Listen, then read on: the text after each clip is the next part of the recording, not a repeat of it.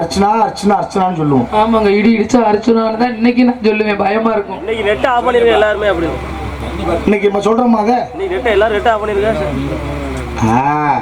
பாருங்க, அப்ப ஒண்ணுக்கு ஒரு காலம் இருக்கிறது. அதனால சாப்பிடுற சாப்பாட்டுக்கும் குடிக்கிற தண்ணிக்கு நன்றி சொன்னவன் விவசாயிங்கிற தமிழன். அப்ப பருவத்தை அடைஞ்சதுனால ஒரு பருவம் அடைஞ்ச பெண்ணுக்கு என்னமா தேவைப்படும்? பாதுகாப்பு தேவை. பாதுகாப்பு யார் தருவா? அண்ணன் இருக்கிற, அப்பா இருக்காங்க. இதன் மேல யாரு இருக்காங்க? நீங்க நிக்கிறீங்க பக்கத்துல. இதெல்லாம் கடைசி வரைக்கும் வர மாட்டான். அப்பாவுடைய கடமை நீங்க சொல்றீங்க. அப்பாவுடைய கடமை வேற, அம்மாவுடைய கடமை வேற. அதைத்தான் ஏத்துக்கலாம். கடமைங்கிறதான் ஏத்துக்கலாம். கடைசி வரையும் எல்லாருமே இருக்க மாட்டாங்கிறது ஒண்ணு இருக்கு. அதாம்மா. அதனாலதான் உலகத்துல ஒவ்வொரு விஷயத்தையும் அப்பாவை சொல்லணும், ஒவ்வொரு விஷயத்தையும் அம்மா சொல்லணும்.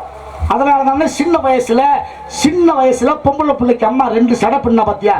அது ஏன் தெரியுமா? என்ன காரணம்? அப்பாவுக்கும் அம்மாவுக்கும் மரியாதை தந்து சிறப்பா இந்த வீட்டுல நீ வாழ்ற வரைக்கும் இப்படி பின்னி பிணைஞ்சு நீ வாழ கத்துக்கணும். ஒண்ணு. அதே புள்ள பெரிய விளையாட கட்டி புருஷ வீட்டுக்கு போனான்னு வச்சுக்க, புருஷ வீட்டுல சடை ஒண்ணுதான் போடணும். ஏன்? குடும்பம் ஒன்னா ஒத்துமையா புருஷன் கூட மட்டுமே பின்னி பிணைஞ்சு வாழ கத்துக்கணும். 10 பிள்ளைய பத்தி கிளவி பெரிய மனுஷன் ஆயிட்டானா என்ன பண்ணுவாங்க? கொண்ட போடுவான். என் வாழ்க்கையில வளைஞ்சு நெளிஞ்சு என் வாழ்க்கையை நான் வாழ்ந்து முடிச்சுட்டேன், இனிமேல் எனக்கு 2 தேவையில்லை 1 தேவையில்லைன்னு ஆத்தா 2 சடையில இருந்து கொண்டு போற வரைக்கும் நம்முடைய தத்துவம் ஒழுங்கி இருக்கிறது. அப்படி ஒரு சிறப்பு இருக்கு இல்லையா? அப்படி காலத்துக்காக இடத்துல அப்படி ஒரு பருவத்தை அடைஞ்சதால ஒரு பாதுகாப்பை தரக்கூடிய அழகான ஒரு மனவாழ்வுக்காக பாத்துருக்கேன். இதை முதலே சொல்லி தான் நேரம் முதல்ல இரவு முடிச்சிருப்பேன் இந்த ஊர்ல. ஏன் சாமி எவ்வளவு நேரம் ஆகுது, எப்ப வர்றது மாப்பிள்ள, எப்ப நான் அவரை என்னங்கண்ணே சோதியனே? ஏன்னா மாப்பிள்ளை எப்ப வர்றது, கல்யாணம் பண்றது. ஆனா மாப்பிள்ளை பேரை நான் தெரிஞ்சுக்கணும் இல்லையா? சிறந்த நாடு, வளம் நிறைந்த ஊரு, தந்தை தாயின் பேரு, உடன் பிறந்தாரு, சுற்றத்தார், ஆண்மகனின் அறிவு, வீரம், அழகு எனக்கு ஏற்றவனாக இருப்பதை அறிய ஆவல் கொண்டுள்ளேன். சொல்லுங்க பாப்போம். அழகே முருகனவன் தானமா, அனைவருக்கும் தெய்வம் இவன் கேளமா.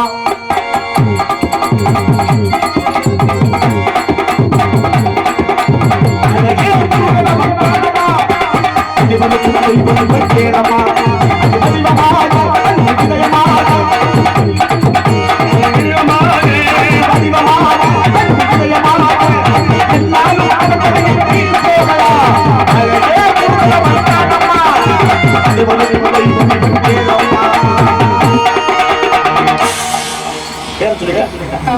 இந்த பேருக்குள்ள ஒண்ணு சிறப்பு இருக்கிறது. அப்படியா? 30 முழம் ஒரு சொத்து, 3 முழம் ஒரு சொத்து, 30 முழம் ஒரு சுத்து, 3 முழம் ஒரு சுத்து. இந்த அதிசயம் என்ன தெரியுமா?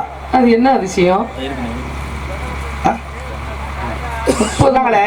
எங்க தென்னாடுடைய சிவனையை போற்றி எந்நாட்டவருக்கு இறைவா போட்டு. இந்த இந்தியாவில் மொத்தம் 12 மரகத லிங்கம் இருக்குமா? சரிங்க. அந்த 12 மரகத லிங்கத்துல 11 லிங்கம் இருக்கிறது வடநாட்டுல தான். ஒரே ஒரு லிங்கம் இருக்கிறது மட்டும்தான் தென்னாட்டுல. அதைத்தான் சொன்ன, தென்னாடுடைய சிவனையை போற்றி எந்நாட்டவருக்கும் இறைவா போற்றினா. அந்த ஒரு மரகத லிங்கம் எங்க இருக்கு தெரியுமா? அதுதான் உத்தரகோச மங்கை. அந்த உத்தரகோச மங்கையில தான் ஒரு மரகத லிங்கம். நான் சொன்ன 30 முழம் ஒரு சொத்து, 3 முழம் ஒரு சொத்து. அது எங்க தெரியுமா? திருப்புணவாசல். திருப்புணவாசல் போயிருக்கியா?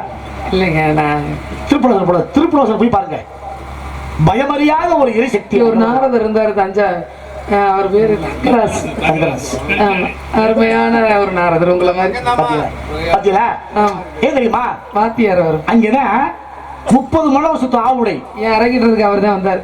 சொல்லுங்க. ஏன் அரங்கேற்றத்துக்கு யாரு டான்சர்? நான் தான். சும்மா இருங்க. நான் ஆமா, சிறப்பு இருக்கு இல்லையா? இருக்கட்டும். அதனாலதான் அந்த முருகனை நீங்க பார்த்து வந்த மாப்பிள்ளைக்கு ஏற்கனவே கல்யாணம் ஆயிடுச்சு. இன்னும் பாட்டு முடிக்கல, இடையில கதை சொல்றதுக்காக சொன்னேன். சரி சொல்லுங்க. குறிஞ்சி நிலத்தில் குமர கடவுள் தோன்றினான், குறிஞ்சி நிலத்தில் குமர கடவுள் தோன்றினான், குலக்கடவுள் முருகனாக மாறினான். குறிஞ்சி நிலத்தில் குமர கடவுள் தோன்றினான், குலக்கடவுள் முருகனாக மாறினான்.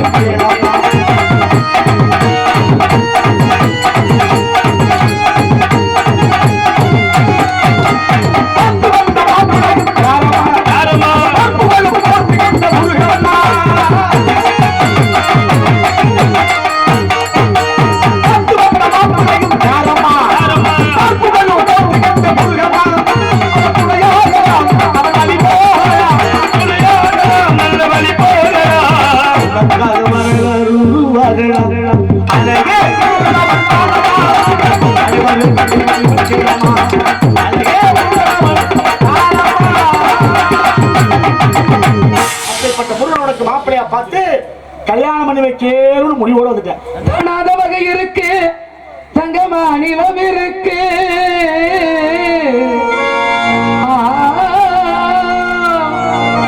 ஆனாலும் நெஞ்சுக்குள்ள மாப்பிள்ளை பேர சொன்ன உடனே என்னமோ போலி இருக்கு. 5-6 மாசமோ மச்சானே நமக்கு சென்றெடுத்து கூடி போகானே.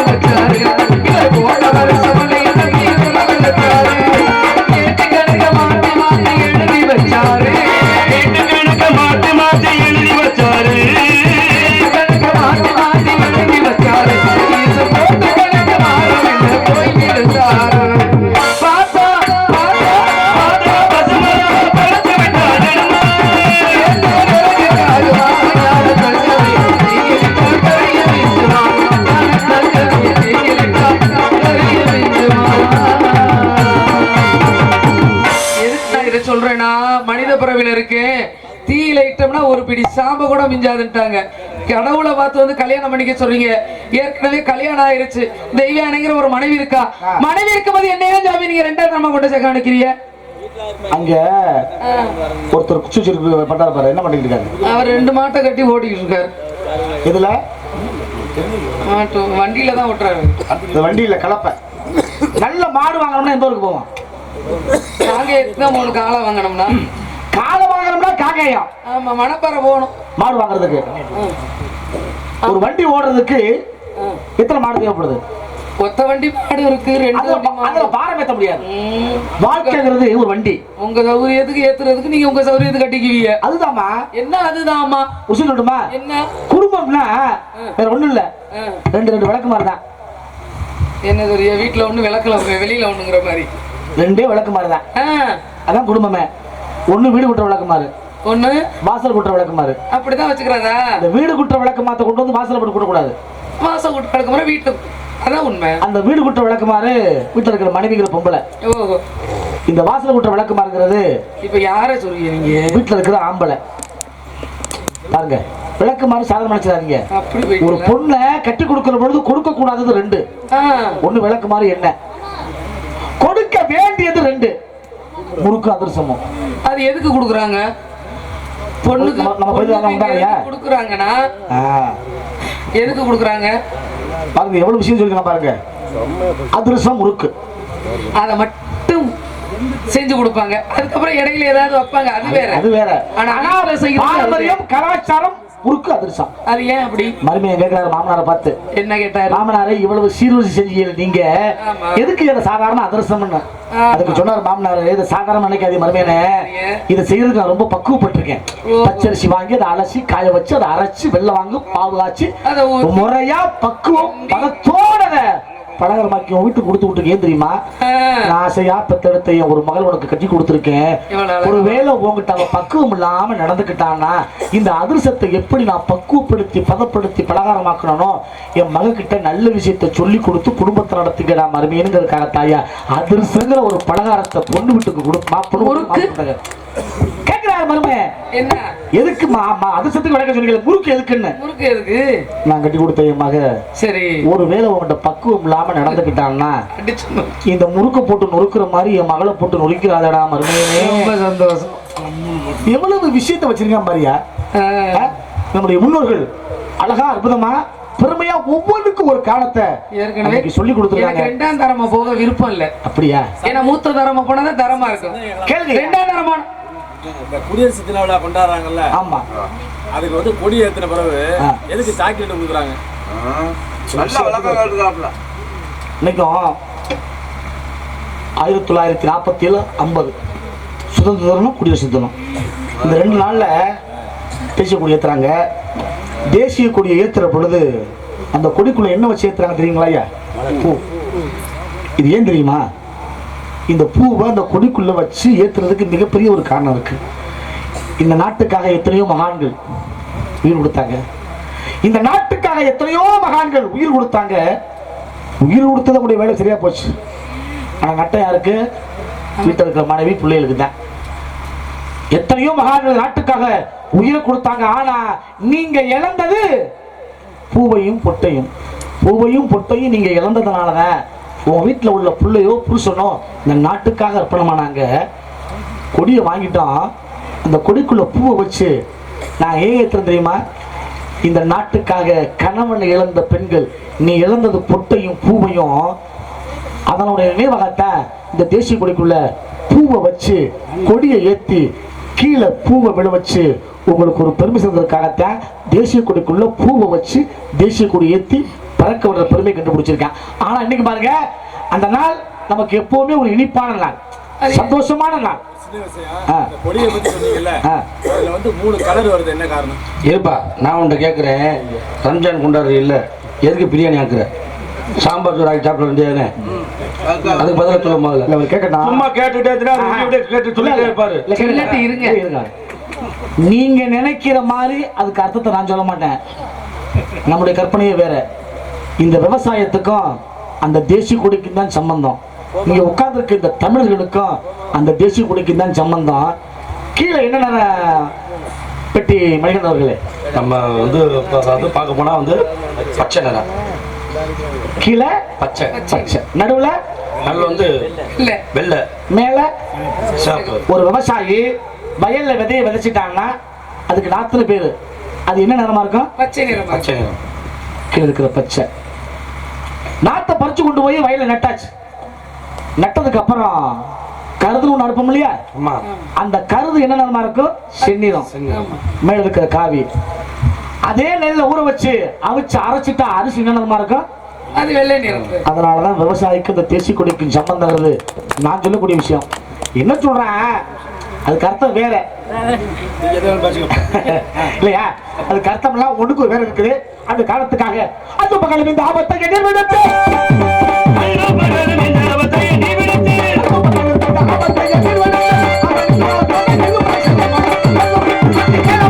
நீங்க சொல்றதை கேட்க வேணாம். இங்க இருந்து இங்க வந்து நான் சொல்றது இப்ப நீங்க கேளுங்க. என்னது? அந்த முருகனுக்கு இந்த வள்ளி இந்த நாரத சாமி கூட்டி அண்ணனை கேட்டனா ஒரு முளை கயிறுதேன் தூக்கு போட்டு தொங்கிடுவாரு. இப்ப நீங்க என்ன பண்ண போறீங்கிறத நான் பாக்குறேன். கூட்டி கொடுப்பதுங்களுக்கோ திறத்தின் முறையோ, கூட்டி கொடுப்பதுங்களுக்கோ திறத்தின் முறையோ, கூட்டி கொடுப்பதுங்களுக்கோ திறத்தின் முறையோ. வாழ்க்கையில எல்லாத்துக்கும் கூட்டி தாமா கொடுக்கணும், அப்படியா? குறைச்சு கொடுக்கவே கூடாது. சில விஷயங்களை கூட்டாம தான் கொடுக்கணும், கூட்டி தானே கொடுக்கணும். சில விஷயங்களை ஆனா நான் கோபப்பட மாட்டேன். ஏன் கோபப்பட ஏன் தெரியுமா? அறிவு இல்லாதவர்களுக்கு அறிவையும், பக்தி இல்லாதவர்களுக்கு பக்தியையும், பொருளையும் பொண்ணையும் கூட்டி கொடுக்கலாம். கீழே விழுந்தாலும் மீசையில மண் ஓட்டுறதுங்கிறனால நீ கூட்டி கொடுக்கற விட என்ன கேட்டிருக்க. ஆமா, முருக வரணும், சரி, கல்யாணத்தை நான் நடத்தணும். உங்களால முடியுமா? நிச்சயமா நான் நினைக்கிறது நடக்கும். இது சத்தியம். நான் இருக்கேன் பத்தியம். முருகா வள்ளியம்மா, என்ன போடுறதுக்கு உருப்படி ஒரு சட்டல சவுடால பத்தியில அதானே அவர் சொல்லிட்டு போறாரு. இப்படி எல்லாம் சொன்னதை சீக்கிரமா போய் முருகனை வர சொல்லுவாரு. இல்லன்னா இங்க நின்று அவர் தலை தப்பிக்கிறதுனால ஏன் தலையை போட்டு உருட்டுவாரு. இது ரொம்ப அவசியமா? வாராதிருப்பாரோ